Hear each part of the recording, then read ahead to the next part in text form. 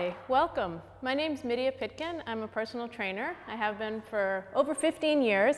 And today we're going to be doing the warm-up to my exercise class, Move Your Groove. We're going to do this in two segments. So you are now watching the instructional segment. Once you've gotten oriented and you know the warm-up, then you can move to the next segment, which is a little bit faster paced and has a little bit less cueing. It also has music, which makes it more fun. If you haven't exercised in a long time, you should probably check with your doctor, make sure it's okay.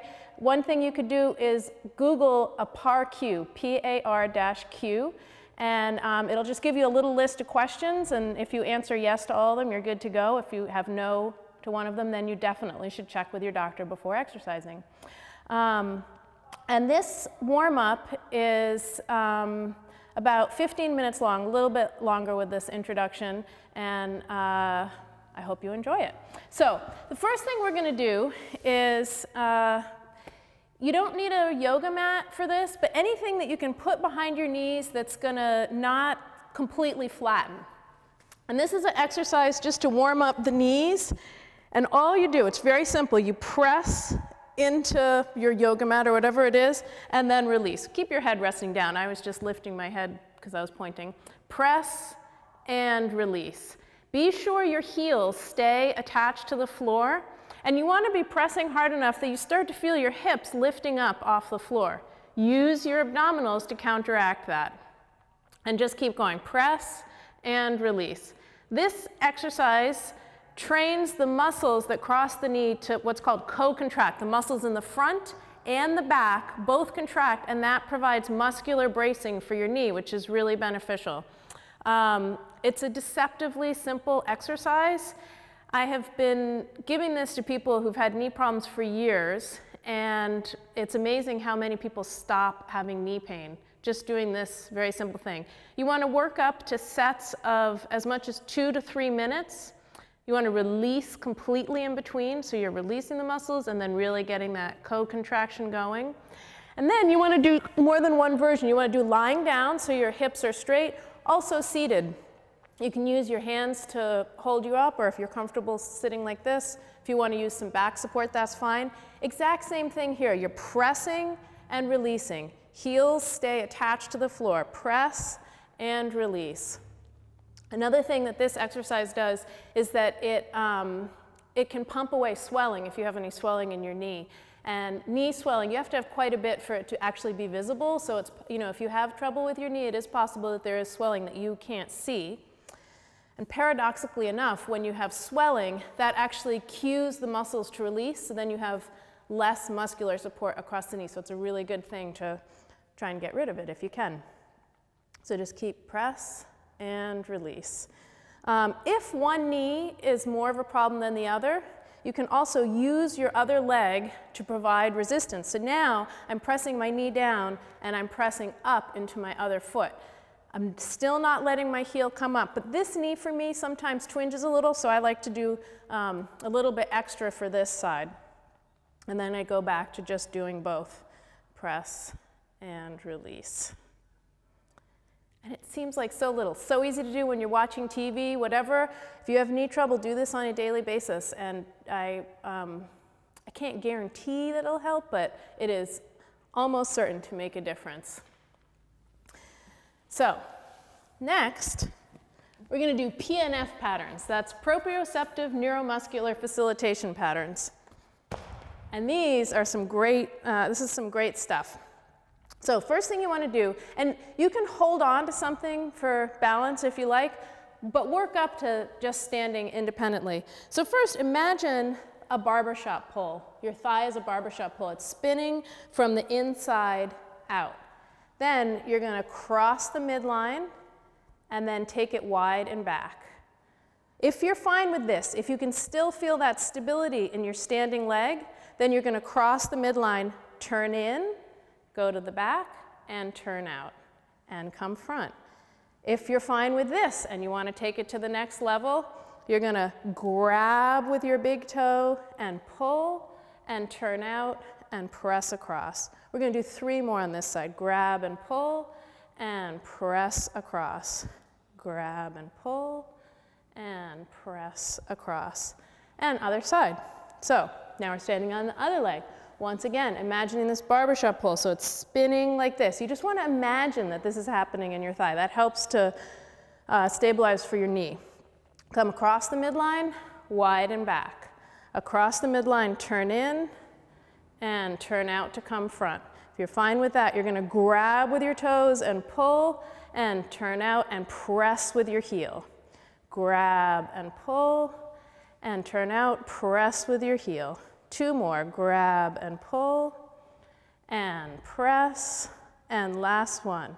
So ideally doing these barefoot. If for some reason you can't be barefoot, that's fine. You can wear shoes, but when you are barefoot, then you can really get your toes in there, and it's some nice exercises for your feet. There are also upper body PNF patterns. You want your palm flat towards the ceiling, and then you curl your fingertips, knuckles, wrists, and pull across. And then just press your fingernails back through space. Curl in and pull. Press your fingernails back through space. If you watch your hand, that also brings your spine into the movement a little bit more, which is nice part of the warm-up. And one last one. Grab and pull and press back through space. Other side. Palm towards the ceiling, fingertips, knuckles, wrist, and pull. Fingernails, press back through space. So with these, you really want what's called distal initiation, which is where, that's what I'm talking about, starting from your fingertips, and then really be a mime. Fingernails, press back through space. So distal is as far from your midline, so that's the fingertips, and press one last one on this side. Pull, and that really changes how you organize the movement, how you recruit the muscles, and it's even more beneficial then. Okay, so back to the lower body PNF, standing on one leg. Get this barbershop pull going again. Now you're gonna cross behind you. You may want to use a mirror, make sure that you're actually crossing the midline, and then wide in front. Cross and back, turn in, turn out to go back. And then grab with your toes and pull, and press back. Grab with your toes and pull, and press back. Grab and press. Good. Other side. So now standing on this leg, get that barbershop pull going. Cross and back, wide in front. Always keep it at the level that's right for you. So if turning in is too much, turning out is too much, you'll get there. Just keep doing them. And grab and pull, and press back. Grab and pull, and press back. These are fantastic for improving both range of motion and strength. And release. And now second upper body one. So pinky towards your face, and you're going to unfurl from your pinky, and your pinky just spirals back, and then spirals back in. So you're always just following your pinky. It spirals out, and then the pinky spirals back in. And press back, and pull up. And press back, and pull up. One last one on this side. Press back, and pull up. Other side. Make sure you're actually bending your wrist. It's not here, it's here. Unfurl, and here your wrist is flexed. And coming back. Unfurl, pinky spirals, and pull up. And press back. You can read, these are PNF patterns, you can read more about them on my website, which is pitkinfitness.com. If you go to the blog section, I have posts explaining just all the magical goodness of PNF patterns. And release. Good.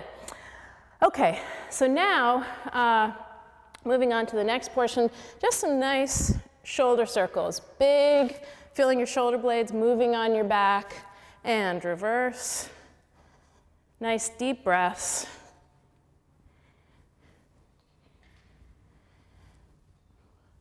And then hands on your shoulders. Now elbow circles. If your shoulders or your upper traps start to bother you at any point, just take a break, shake it out. We don't want to increase tension in this area. And reverse, because most people have too much tension there if there's anything going on. 2. And release. And now, keeping your palms up, nice full circles. 3. And then start spiraling in. You want to do nice, precise spirals. So like you're drawing with your pinky, circles getting smaller and smaller and smaller. And then reverse. Now you're drawing the spiral back out again.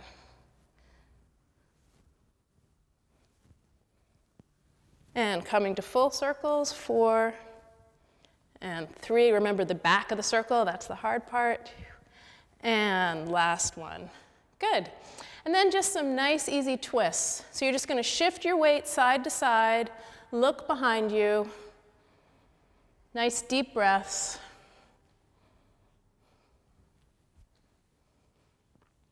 Two more. And come front, and now it's just your arms. It actually technically is also your rib cage, but it kind of feels like just your arms. Keep breathing. And make sure your hips are stabilized. That's the important thing here. That protects the knees. And 2 more. And release. And now just nice, easy circles. Again, weight shifting foot to foot. Looking behind you. And 2 more of these. And come center. Now just your arms. See how much you can inflate your ribs with your breath as you're doing this. It's very easy to forget to breathe, especially if you're learning like a new movement pattern. And 2 more. And release. Good. Then we're going to just do a little warm up for the feet. So you're just lifting your heel and your knee, but you want to bend all the way up. So it's not just bink, it's really bending at that joint there. And then from there, still going through that joint, but just springing, wink, and then rolling back down. And rolling back down. And 2 more. Good. Now we're going to do a step touch. So hands on your hips. And you want to think, so your pelvis, it's sort of like a bony bowl. You want to think of keeping it as stable as possible as you're going across. I think of a typewriter cartridge going back and forth, which probably dates me, but so it's just nice and smooth. And you want to maintain that stabilization throughout this whole segment of the warm-up. And then, if you feel comfortable with that, you're going to add arms. Still stabilizing here. And still breathing. And press up. And with any of this stuff, if you have joint pain, that's a really important signal to back off, modify, stop if necessary. And press across. In any exercise class, always listen to your body first and then your instructor. It's up to you to keep yourself safe. Hopefully your instructor is looking out for you too. And press down.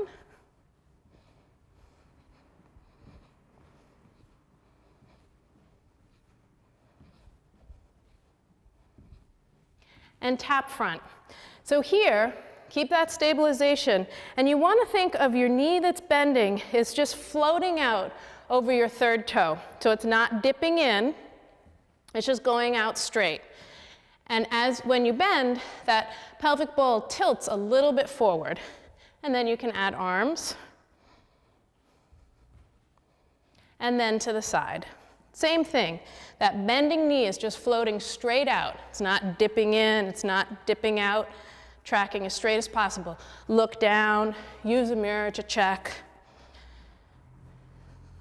And to the back. Just checking my knees, they look good.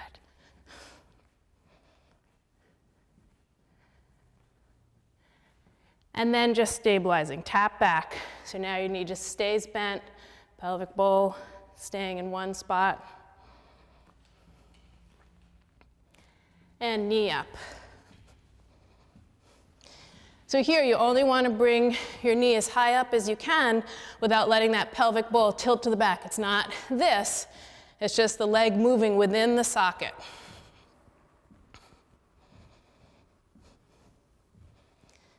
And then we're going to bring the leg back. So here, you want to make sure that that pelvic bowl is not pouring forward. So when you bring your leg back, it wants to. Instead, use your abdominals and go back from there. Same thing, just adding a knee bend. Opening up the front of the hips, the quads, those are the muscles on the front of the thigh.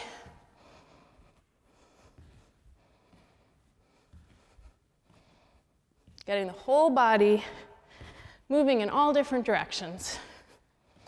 And step reach.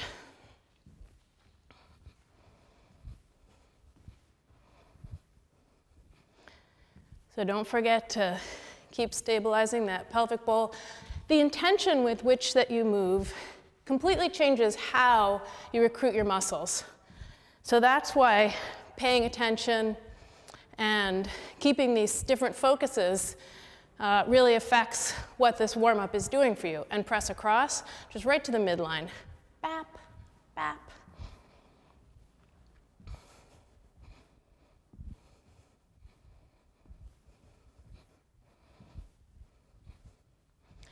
And then up and over. Press and press.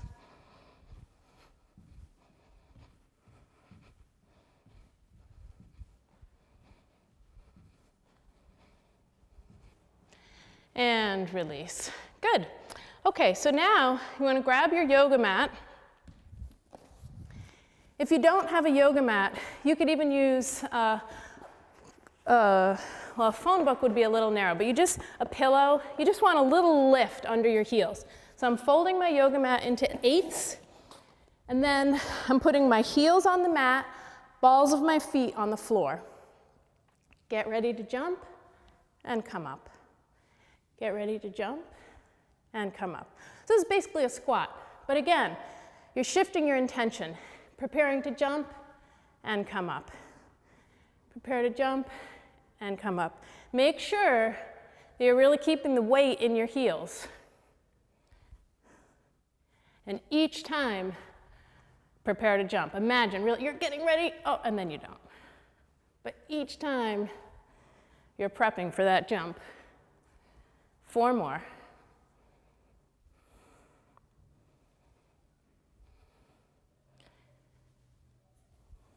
And last one. Nice.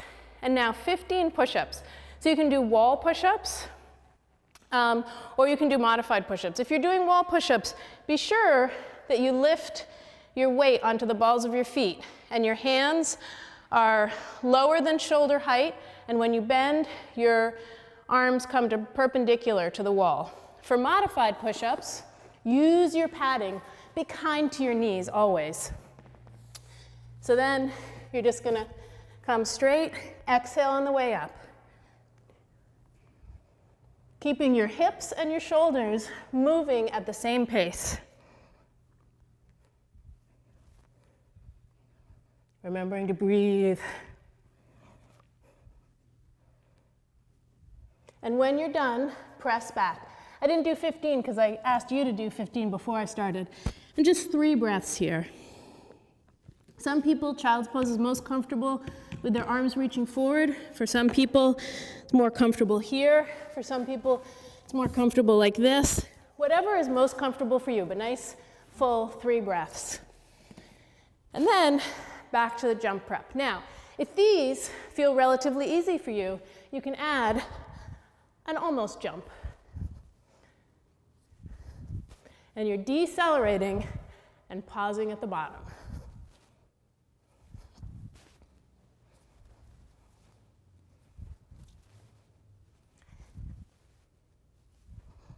And if you're really in good shape and you feel completely warmed up by now, go for it, just jump. 3 more.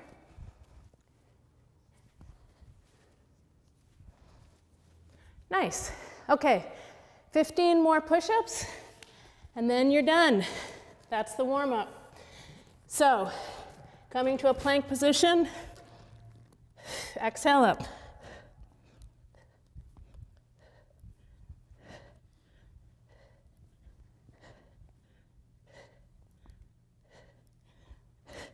I'm done at about 10, so then I just drop to modified. Press back, deep breaths. So that way you can increase your strength but still maintain your form. That's a drop set. Do your nice deep breaths. When you're done, come to a standing position, palms facing front, fingertips gently reaching, and inhale up. And exhale. And again, inhale up. And one more. Thanks for joining me.